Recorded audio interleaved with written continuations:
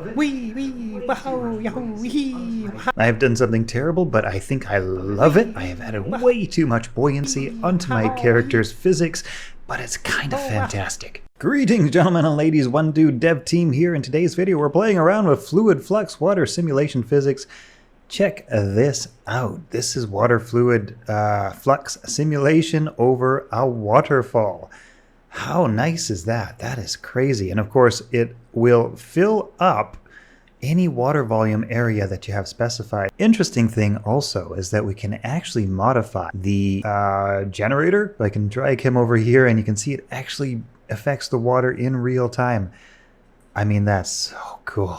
Okay, let's simulate a creek filling up with water. Our water simulation is actually picking up on the geography of the landscape and filling it up in a totally natural way. Let's do that again. This time we're going to increase the water volume. Oh, oh no, we're flooding the... We've actually created a bit of a lake. Oh man. Where there was once first a creek bed, now we have basically flooded the whole valley. I wonder how much of this valley we could flood. Oh, the FPS has dropped a lot. I think we've broken something. We cannot get above 5 FPS. Okay. All right. I've simplified our graphics down because of video memory issues. Let's see what happens this time. Frames per second, 3 frames per second, but it's working. Really cool. Well, the valley has started to flood. All right, time lapse, execute. So here we are up at 5,000 times regular speed. There is something weirdly satisfying about watching virtual water flood a virtual mountain. Well, I would say that's flooded enough. Okay, so in this map, we have a need for a little bit of daylight. First, let's drag in ultra dynamic sky. And let there be light. Oh, that's fun. Okay, so now I actually think it would be probably nicer at maybe a different time of day. There we go. That's like early in the morning and we have that beautiful, look at that rainbow. Wow, that's beautiful. Okay, so what we're going to do is we're actually going to take away some of the elements of this rather pretty stylized map. But we don't need them. We don't need them because we're going to use our very own dynamic fluid. We've got the river spline. Yeah, we're going to need to get rid of that.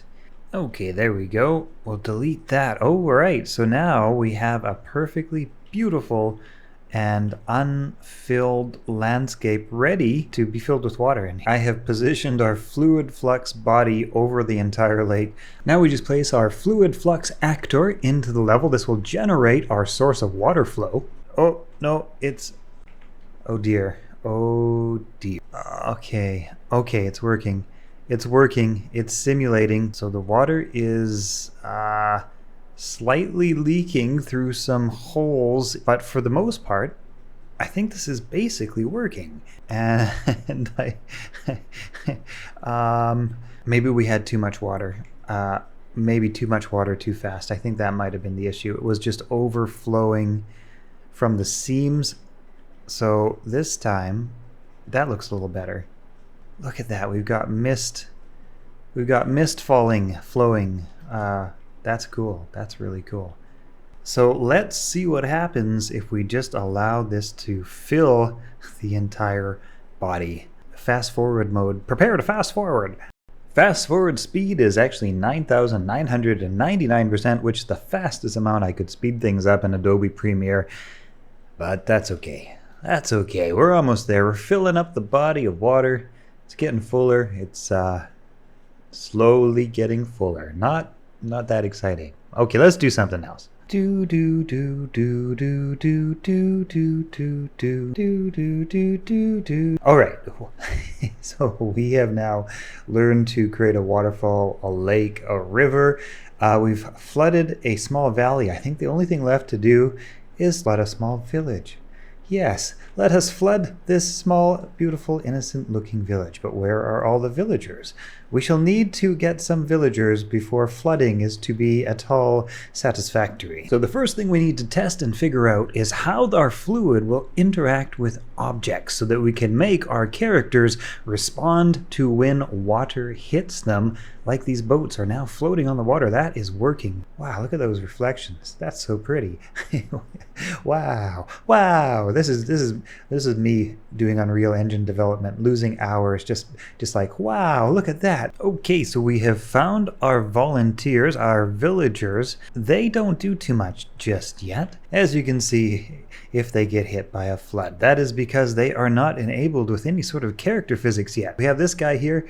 He's out for a merry stroll. The rest of them are just sharing stories about how big of fishes they caught. So the first thing that we need to do here is we need to bring a little bit of life to these characters before we murder them. To do so, we need to create a new character blueprint. So what we're going to need to do here is first add a skeletal mesh component. So I'm just going to put that in like so, and now we have our character. What we need to do is give these guys a little bit of animation. So here I'm setting up the character's basic animation blueprint, nothing too fancy, we just want him to run and walk around. Now what we're doing is creating an animation blend space. So if he's not moving, 0 speed, he'll be standing still in his idle position, and then if he's moving a little bit faster, he will transition into a walking animation, and if he's moving even faster still, he will transition into a running animation. So we have a nice smooth blend between those states. So now that we have our animations created, we attach it to our character, do some positional alignment so that his feet touch the ground. What we need to do next is implement a sort of basic wandering around script so that the character will actually move around our environment a little bit. And that should do the trick. Let's see what happens. Our character should start moving around. Uh-oh. Uh-oh. I think, yeah, no, I'm pretty sure that's not the way a human is meant to move. The more I watch this man move around on his water ski shoes, the more I can't help but wonder if walking is indeed the superior form of transportation. This man has got it figured out. If you live on a flooded island, you are going to want to be able to water ski around on your shoes. This is just so much better. Okay, character debugging has been done and our guy is walking around as normal as a real human guy. Okay, now we've added a little bit of code that will generate a random NPC villager, even though it looks like the same guy over and over again. We're going to generate a random one when we begin play. So let's see if this works. There we go.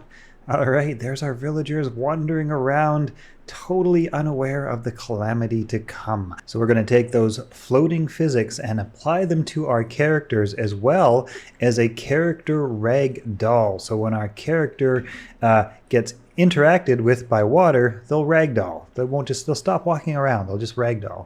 Okay, let's start by now placing some of our happy little villagers in their happy little and safe village, where I'm sure no calamity will ever occur. Once we click play, these guys should all become random villagers and start wandering around. Okay, I think that should be enough. Happy little villagers wandering around their happy little town. You know, they don't do a lot, but they're happy. They wander around. There's no work to do because we haven't programmed them with any of those things. All they get to do is wander around and enjoy their beautiful village. Isn't that nice? So now I'm downloading a Screams and Shouts pack from the Unreal Engine Marketplace for no reason. No reason at all.